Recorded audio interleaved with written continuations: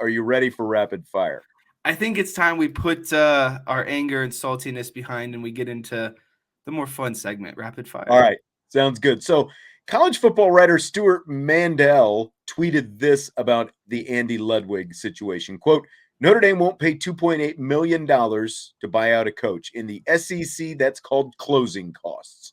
What do you think about that one, Jess? I think that's pretty spot on. I don't think that any SEC school or booster would allow this to happen. I think that, like they said, that's just a drop in the bucket. That's what it takes to get your guy in there and to win the games that they want to win. And then the SEC is all about winning, and Notre Dame says they're all about winning, but the SEC proves that they're all about winning, and Notre Dame hasn't proven that in a long time, in my opinion. So I couldn't agree more. It's the hard reality of the situation. I think it's what no one wants to hear, but again, it's the hard reality. That's exactly right. There's that line in the movie Moneyball, that Brad Pitt as Billy Bean has. If we try to win like the Yankees in here, we will lose to the Yankees out there. And Notre Dame shouldn't have to take on the role of some small market underdog team with no resources that has to come up with a way, to fight the inequities of market and fairness and all these different things. If Notre Dame wants to legitimately compete for and win national championships, has to play the game the way the Alabamas and the Georgias of the college football world are playing the game. Money shouldn't be an excuse, especially when we're talking about, again, a drop in the bucket for Notre Dame for a buyout like this. Now, is this more than probably your typical coordinator buyout? Probably. But if they wanted, Notre Dame, again, could have picked up the phone and found 100 people who would each pay that kind of money to pay this buyout if they really wanted to get it done. And, Notre Dame was allegedly willing to up its ante to keep Tommy Rees around, to keep him from going to Alabama. And, Alabama was willing to pay Notre Dame's buyout to get Rees. So, Notre Dame is not Illinois or Purdue or Washington State or Maryland or, like some run of the mill program, football program specifically is what I'm talking about. It's just an embarrassment that chump change killed Marcus Freeman getting his guy. That's what it comes down to. Yeah, I mean, a quick Google search. Notre Dame is seventh in endowment, $18.5 billion. The only public school ahead of them, or I guess I wouldn't say public school, but non-Ivy League school, is Stanford. That's Yale. Everyone else is up there, and you have the seventh highest endowment, and you're not willing to put the drop in the bucket.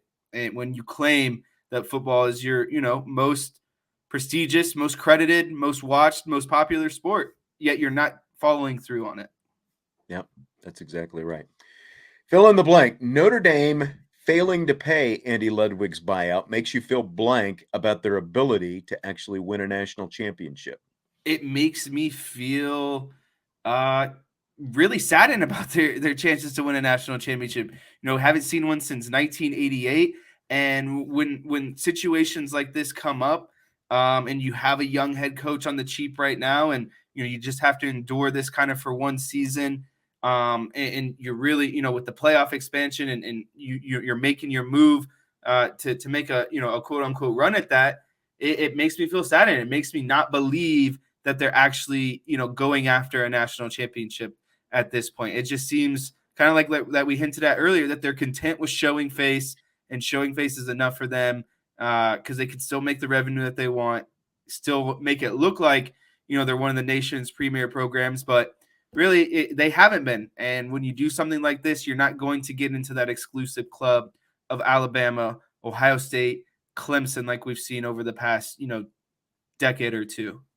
Yeah, and fair point that Derek brings up about what we were just talking about, but it kind of ties into this. You can't compete with, Bama in NIL, so you have to get the best coaches to develop, scheme, and recruit, and that's an absolutely fair point. Like you have to make sure that if you're not going to spend the money on NIL, you have to make sure you're spending it in, what are the two most important things? Recruiting and the coaching and development. And they're already recruiting well. You've got to make sure that you're getting the guys who can develop these players when they get here. And they're showing right now that they're not willing to put the money there. And it's not setting a good precedent You know, they're not sending a good message to recruits. They're not sending a good message to alumni / donors. You know, they can still get a good coach, but who's to say the difference in the quality of the coach won't end up being the difference between Harry Hiestand and Jeff Quinn? You know, like if you're going to hire a head coach, you have to give him the autonomy to pull the trigger on who he wants on his staff. You can't nickel and dime him on what it takes to get it done. So it's just, you know, again, it is not a good message that they're setting, and not a good precedent that they're setting. And it makes me much more pessimistic, I think is the word that John used, and I would agree with that. Much more pessimistic about their actual ability and even want to compete for a national championship. I have no doubt that the players and coaches want to, but the people up above them who are writing and signing the checks, it really calls into question what their actual goal is in all this. Yeah, and I think Anthony brings up a good point too. Like you're failing just an overall good character, good person head coach. You know, that this isn't that I think Notre Dame should be fortunate in the fact that they have the opportunity to, you know, potentially help the development and grooming of Marcus Freeman as a head coach. And it could be what, you know, what is seen as a big wasted opportunity if you continuously fail your head coach and not give him the resources that he's asking for. Yeah. And yeah, that's exactly right. And Evan just said this is the same the same chat last year. Freeman was saying wasn't it, couldn't coach, and now he's going to go to Ohio State. You know, it's like I don't know who exactly said that, but I don't know. It's you're not, again, you're sending the wrong messages to everybody. And so if Marcus Freeman does have some success over the next couple of years and you know, another opportunity becomes available, whether it's at Ohio State or someplace in the SEC, someone's going to scoop him up and take him away. You know, it's you're just quickening the process. Like it took Brian Kelly a little bit longer, you know, because Brian Kelly had that middle of his Notre Dame career to work through before he kind of, you know, got to more elite success. But you're pushing the pace. You're accelerating the pace on Marcus Freeman and increasing the odds that he's going to leave for someplace better because you're telling him that this isn't the best by not being willing to spend the money. So Mike Brey said over the weekend that he compares Tommy Rees leaving Notre Dame for Alabama to young Mike Brey leaving DeMatha High School to become an assistant coach at Duke. Do you buy or sell this analogy? I buy the analogy in itself, but the exaggeration is what I don't buy. Like overall, the concept is there, but the exaggeration, like it's one thing to go like high school to college is an upward movement, a straight upward movement. You know, a lot of No people matter call what. yeah. Yes. And the move with Tommy Rees had, you know, people, whether it's true or not, it's still considered by, you know, probably 50-50 on it's a lateral move.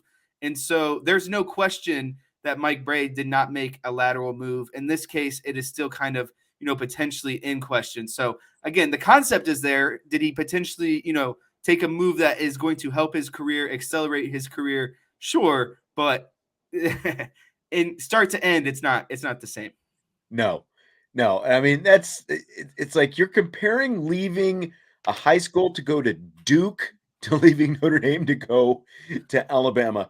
You're like, how many high school guys do you think Nick Saban has hired at Alabama? Like any high school coach in the country would have jumped at the chance to join Mike Krzyzewski's staff. And now he got that opportunity because he played for Morgan Wooten and, you know, at DeMatha High School and coached for Morgan Wooten at DeMatha High School. So he was in an elite program, but still, you're going from high school to Duke. It wasn't like you were just going to Fordham or Elon or something like that. You were still going to Duke. So I get what he's trying to say, but it's quite a bit different. It's quite a bit different, you know, because it's like any college, like Lamar Community College, is a step up from DeMatha High School. I'm sorry. Eddie College is going to be a step up, and it's not quite the same. It ain't even in the same ballpark.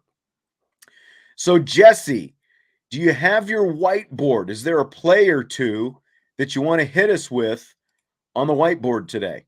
Yeah, so there was a lot of stuff that, not a lot of stuff. There was stuff from the Super Bowl that I liked, that I thought Notre Dame could easily incorporate into their offense, considering their personnel that they have.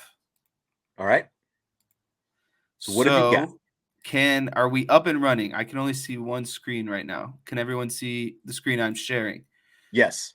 All right, so this play, Kansas City actually ran twice, and it happened to be on the touchdown to go up, I believe 28-27, and then the next one was to go up 35-27. But essentially, they ran the same play, and on the other side of it, they flipped it, and so they put these two wide receivers into the boundary.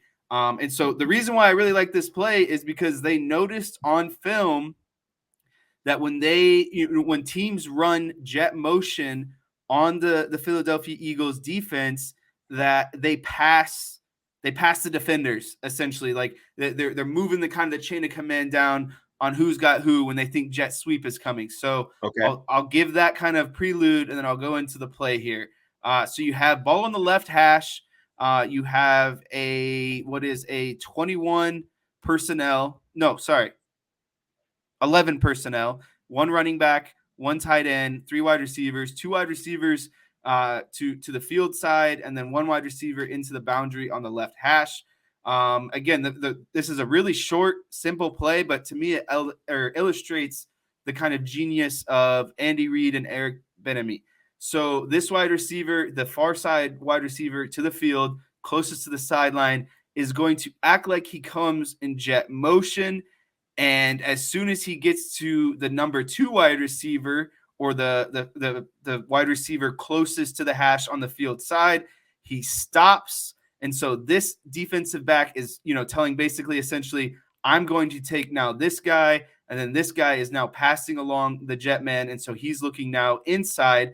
Well, at the snap of the ball, this jet man stops, comes back, and is wide open right here for the touchdown. And again, we saw this on 2 of their touchdowns to take the lead and then to expand their lead into the fourth quarter.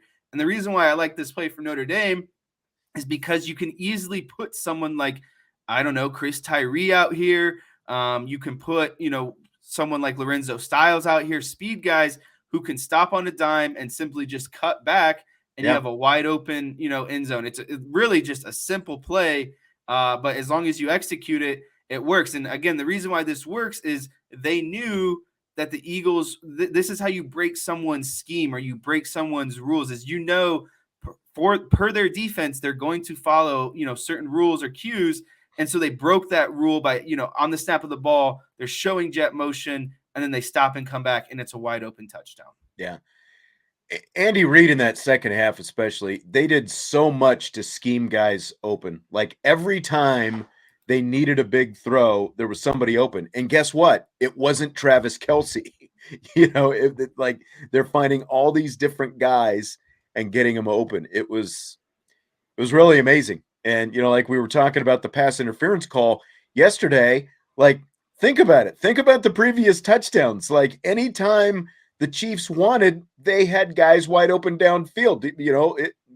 Should we be shocked that Bradbury had to hold on to Smith-Schuster to keep him from, just running open on that play? I don't know. Do you have anything else, Jess? Yeah, so can you see, does it look like a new play came up, first of all? Or is it still the same screen? Same formation, anyway. Okay, You took away a few of the lines that you drew. Give me 1 second. I need to reshare another screen. This is the one I want. So do you see a new screen now? Hold on. Now we're in there.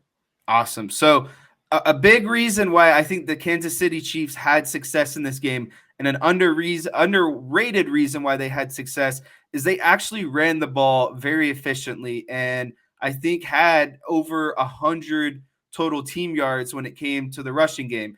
And that's important against this Eagles defense, especially when you're trying to out scheme someone like we were just talking about. So this play was a 3rd and 1 at the 40, around the 40, basically right around midfield. A big, first down that Kansas City needed to get. I believe this is the same drive in which they went down and took the lead and made it 28-27. But again, this is a big play, 3rd and 1. Patrick Mahomes is under center. You have ball on the right hash. You have a tight end to the field side. You have one wide receiver to the field side. And then you have, you have one tight end and one wide receiver to the boundary side. And then you have one wide receiver to the left side of the field, which is the play side of the field, the bigger side of the field. And then you have 2 running backs with their hands in the dirt behind Mahomes in a typical kind of, wishbone kind of look. You have Sky Moore, I believe. This is like classic pro style 2-back offense. Like correct. This is what was being run, by the Pittsburgh Steelers and the Dallas Cowboys, and like Zone 6 is saying this is a Bill Walsh playbook. Back to the Roger Craig, the Tom Rathman days. I'm sure they were probably doing stuff like this. But go ahead. So yeah, this play again was just another great game of the great scheme. And just a big moment in the game, and allowed them to kind of run the ball. You couldn't be one-dimensional in this game if you wanted to, beat the Philadelphia Eagles defense. And so on the snap of the ball, both guards pull to the play side field, have them leading up, and then you have your field side running back also coming over here to seal the edge. And then the running back to the boundary essentially just runs straight lateral, takes a handoff, and I mean it's off to the races. And the only guy that he has to beat is this safety, because these guys, your 2 pulling guards and your lead running back, have now sealed everything off. Like this linebacker comes here, this linebacker's trying to overflow. I don't know what this end guy was doing, but he just ran into the left tackle trying to block this defensive lineman. But essentially everything is sealed off now. You have a 3-man, convoy going up the field, and all Pacheco has to do is get 1 yard and beat the safety. He picks up around 15 to 20 yards. The safety hits him, over here on the sideline, but it's a big 3rd and 1. You get into Philadelphia Eagles territory. And for those that were hypothesizing about this play, this is actually Vince Lombardi's power sweep to the field side here. And so both guards, again, are pulling out. And I like this play a lot because, Notre Dame has the personnel to make this type of play happen. They have a good offensive line. They have guards that can get out into space and pull. And then they have the best running back, group in the room. Who wants – you put Audric Estime here as your lead man in a short down situation. You don't know if Estime just takes it on a straight dive. You don't know if he takes it on a veer. Instead, he can get out and block. You give the ball to maybe Logan Diggs or Tyree, one of your kind of faster guys, and you let them work outside to the perimeter, and it's an easy 1 yard, in my opinion. Yeah. Don't forget about Jadarian Price, because he's going to be in the mix next year as well. Even more running backs. So it's a thing of beauty when you've got those kind of running backs to do that kind of stuff. And don't forget, Dylan McCullough came out of that Chiefs system. He knows what it's all about. I would like to see him get maybe a little more input in some of that, because I think that there's some stuff that he could draw up and design and incorporate in that offense. Good stuff, Jesse. I know you made at least a couple of guys happy by bringing the whiteboard tonight. I just thought those were really nifty plays. And again, the Chiefs executed that first play twice and got 2 touchdowns out of it. A simple, just shotgun look, bringing a guy what looks like in a jet motion, stops on a dime, and he just flares out and catches the ball. It's really, again, a simplistic route, but they knew it would work because it was on tape. It broke all the rules of the Eagles defense. Yep. Great stuff. Fill in the blank. Speaking of the Super Bowl 57 will be remembered for blank. Unfortunately, Super Bowl 57 will be remembered by the holding penalty, or the penalty that shouldn't have been called holding. I think, unfortunately, that's what everyone gets caught up, is the one big play in close games that drastically can have an impact on the game. And I'm just going to say this. I know a lot of people called for it. It was a relatively, not penalized game, or you can't call that penalty in that situation. Listen, a penalty is a penalty no matter the situation. The player came out after the game and said that he grabbed a hold of the jersey. I know Greg Olsen was really hard on the referees for making this call, and I texted you in the moment. If Greg Olsen is running that route in that situation with the Super Bowl on the line, he's 100% calling for the penalty. It's a penalty, but people take issue with penalties called in high leverage situations. Well, Yeah. don't commit the penalty in the high leverage situation. And on the flip side of the coin, I know if the Cowboys were in that situation, I would be mad as a fan. And so it's hard for me because I know that I would have been furious in that moment as a fan if that happened to me in the Super Bowl with the game on the line. So it's But at hard the to same ride time, the horse, but it's a penalty at the end of the day. right. And at the same time, every fan of every team, if your team is on offense, wants that call made, and you're complaining if it's not made, Right. So that's just that's just the way that it goes. I think it's going to be remembered for the short term, but Mike Greenberg caught up in the moment, the immediacy of the moment and all that kind of stuff. Like, I think that ultimately, like even just a year from now, and especially a year from now and on down the road, that call is going to be forgotten, and this game is going to be more remembered for it is Patrick Mahomes' second Super Bowl win, and it is also Andy Reid's second Super Bowl win. And as both quarterbacks and coaches, you separate yourselves when you pick up that, the multiple, when you pick up the second one. Like Bill Belichick's is forgotten now because he went on to win 6. But for most coaches and quarterbacks, just getting to 2 is a big thing. Like Drew Brees, Aaron Rodgers, go down the list of one-time winners. There's a big difference when you go from 1 to 2. And ultimately, especially if Patrick Mahomes, for whatever reason, doesn't end up getting more. And there's no guarantee that he will because, look at the AFC and how tough it is in the AFC with the different quarterbacks and teams that you've got in there right now. Joe Burrow almost got himself back to a second Super Bowl. That was really close at the end. Josh Allen still trying to get there. So to me, I think this ends up being remembered as Patrick Mahomes and or Andy Reid's second Super Bowl championship. I think that will be the ultimate legacy, a year and more down the road. It might take a little bit of getting over, but eventually, like plays like this end up being, forgotten when it comes to legacies and all that kind of stuff, because that's what Super Bowls end up being is the legacy builders, especially for quarterbacks. Yeah, and on the flip side, I think this could be, that moment where Jalen Hurts was just right there, and then he could potentially, break out and go get that Super Bowl because, as much as it pains me to say, I thought he was the MVP of that game, but unfortunately, you can't give the MVP to the team that loses. But without Jalen Hurts, I mean, the Eagles have a much tougher situation in my eyes. Only once can you give the MVP of a Super Bowl to a guy on the team who loses. That is Chuck Howley, number 54, who was just elected to the Pro Football Hall of Fame this weekend. Caught a boo with on the field when being inducted by a lot of the Eagles fans. Good.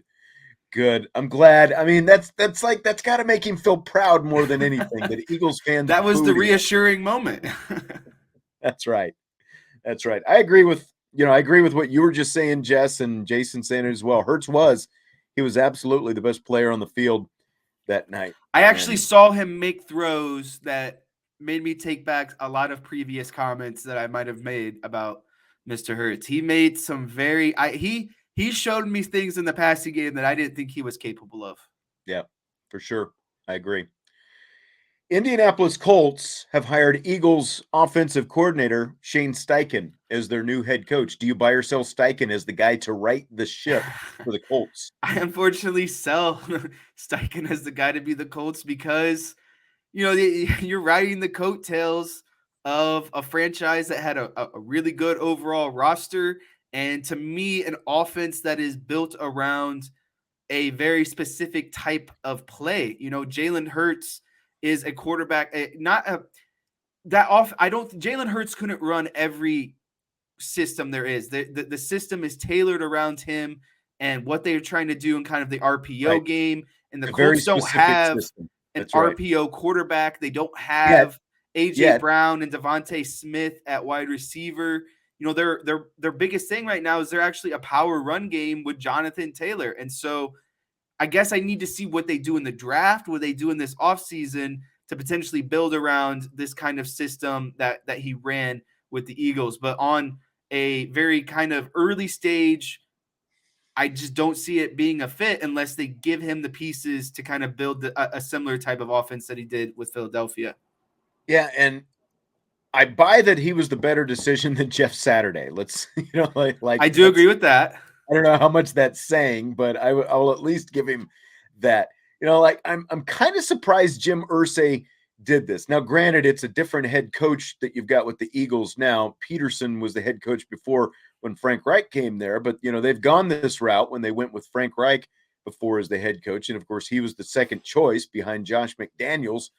But I'm kind of surprised that they've gone the coordinator route in this whole thing, and that they didn't find someone maybe with more head coaching experience, any head coaching experience, really to do this. I mean, Steichen seems impressive, but it's the press conference. Like they say, it doesn't matter if you win the press conference. Look at Nick Sirianni.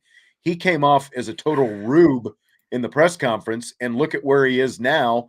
3 years later, he's in the freaking Super Bowl. So, I don't know. Like he seems like a really sharp football mind, but all these guys are supposed to be sharp football minds. I'm just surprised that with where the Colts organization has gone in the last few years, that they didn't prioritize head coaching experience more in this whole thing, to have someone who's led a program before, who's led an organization before, to get back through this. So, that's my only shock. And I completely agree with what you're saying. Like, is that the system that Shane Steichen is going to bring to Indianapolis? If he is, and they find their guy, whether it's Bryce Young or whoever it happens to be, or CJ Stroud, whatever that they want to do, okay, great.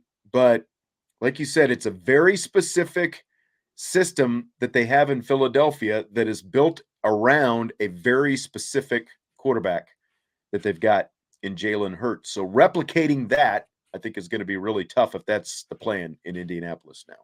Same. I just think that you introduce kind of more questions than answers with this hire overall is, I think, the best way to put it. Right.